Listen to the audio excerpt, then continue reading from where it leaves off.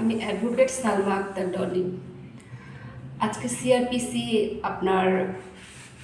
সিআরপিসিতে যে মৃত্যু মানে আত্মহত্যা, মৃত্যু বা অপমৃত্যুর কিভাবে অনুসন্ধান বা তদন্ত করা হয় সেই সম্পর্কে আজকে একটু আমরা জানবো।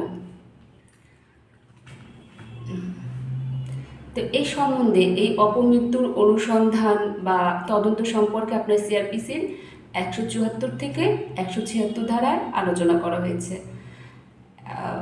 এখন দেখি এমন মৃত্যুর ক্ষেত্রে 174 ধারায় মানে এই অপমৃত্যুর ক্ষেত্রে 174 ধারায় তদন্ত কে করবেন? পুলিশ করবেন। আর 176 ধারায় এমন মৃত্যুর ক্ষেত্রে অনুসন্ধান কে করবেন? আপনার ম্যাজিস্ট্রেট করবেন।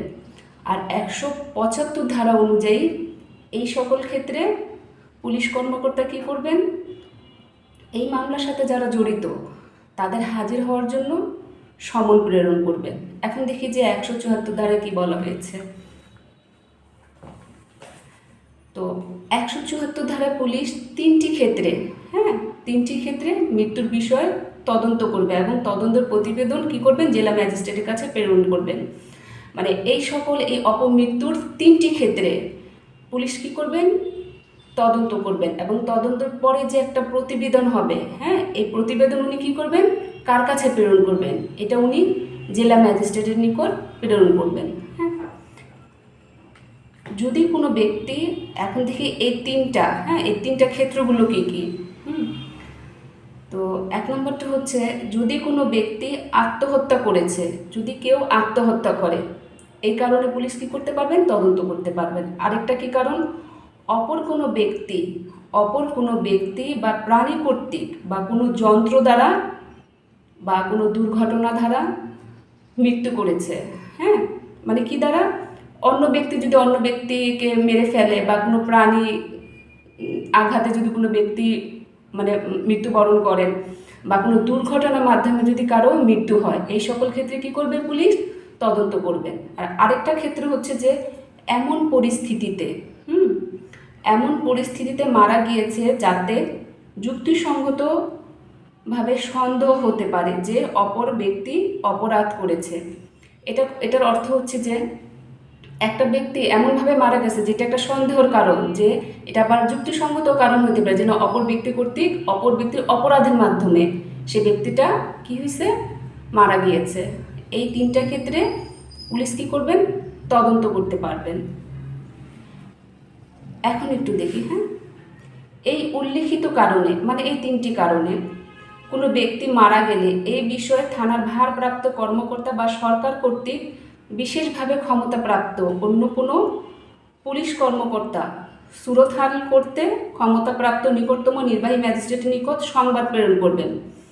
অর্থাৎ হচ্ছে এই সকল কারণে যখন পুলিশ তদন্ত করবেন, পুলিশ কর্মকর্তা বা সরকার কর্তৃক ক্ষমতাপ্রাপ্ত কোনো কর্মকর্তা, পুলিশ কর্মকর্তা, এটা তো একটা সুরতহাল করতে হবে। এটার জন্য তো আপনার একটা আদেশ দরকার বা অনুমতি দরকার। তো এটা কার থেকে নেবেন? উনি নিকটতম কোনো নির্বাহী ম্যাজিস্ট্রেট থেকে উনি এই অনুমতিটা নেবেন, মানে পুলিশ নেবেন এই তদন্তর জন্য।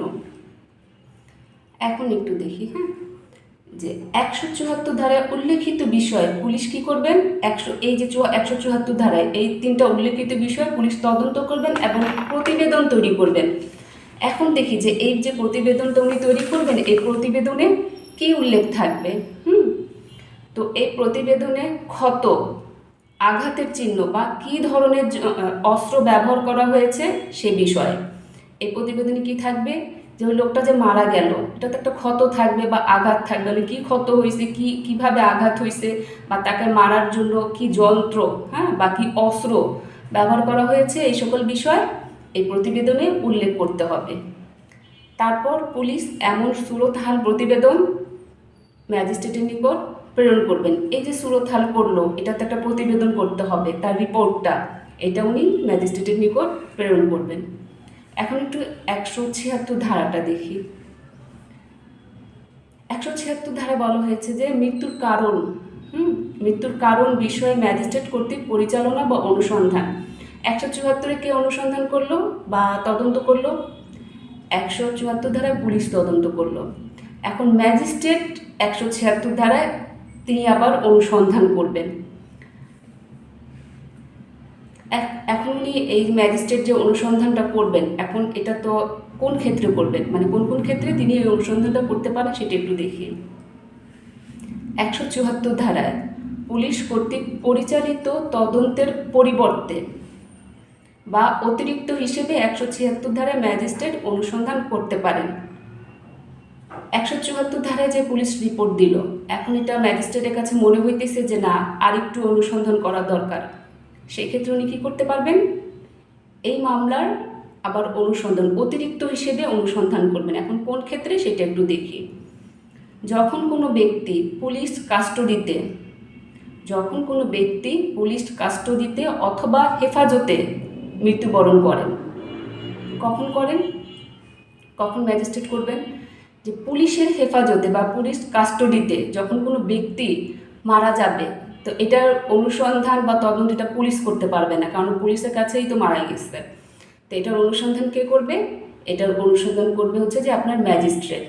হ্যাঁ, আর কোন ক্ষেত্রে, 174 ধারায় উল্লেখিত কারণে কোনো ব্যক্তির মৃত্যুবরণ হলে, ওই যে 174 ধারা 3টি ক্ষেত্রে যে আপনার পুলিশ তদন্ত করলো, সেই ক্ষেত্রে ম্যাজিস্ট্রেট করতে পারবে। কখন করতে পারবে, অতিরিক্ত অনুসন্ধানের হিসেবে। এই দুটি ক্ষেত্রে ম্যাজিস্ট্রেট কী করবেন, নিজে অনুসন্ধান করবেন।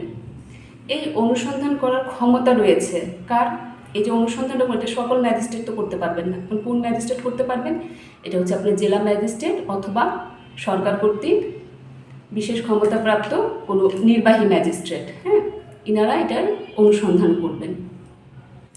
এখন দেখি, হ্যাঁ, যে কবর, অনেক সময় দেখা যায় যে কবর থেকে লাশ উত্তোলন করা হয়, যে একটা মানুষ মারা গেল, কবর টবর তো দেওয়া হয়ে গেছে, এখন এটা মানে তার স্বাভাবিক মৃত্যু না অস্বাভাবিক মৃত্যু, এটা অনুসন্ধানের জন্য কবর থেকে লাশ উত্তোলন করার প্রয়োজন হয়।